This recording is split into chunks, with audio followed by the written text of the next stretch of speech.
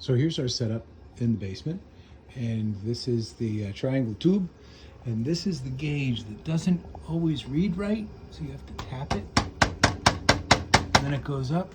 So right now it's reading a little low, so I'm going to add some water. That's over here.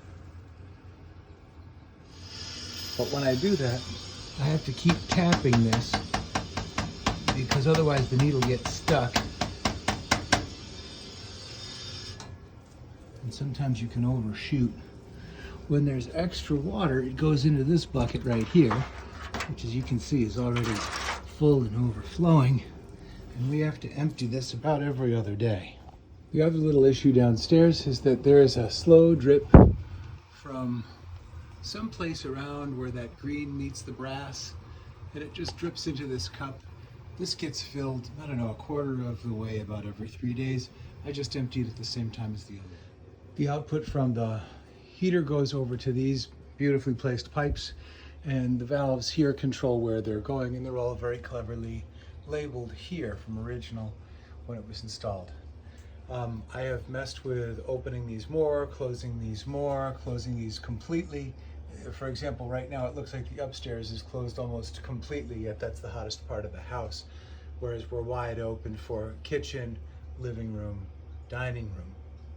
The output from here, going upstairs, goes along these pipes with the going out and the return up into that hole in the floor in the living room, and I'll show you where that goes. It seems like from downstairs, those pipes going up to the second floor go inside this box that's part of the frame for the space between the dining and the living room.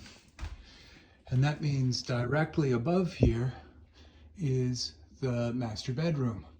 And if you look at the ceiling here, we've tried to cover this up, but there's still a wet mark on the ceiling, and it is just toward the front of the house from the air conditioning tube. This is the area in the master bedroom that is just above where that wet mark is, and it seems to be where this radiator is, and it's on the valve side.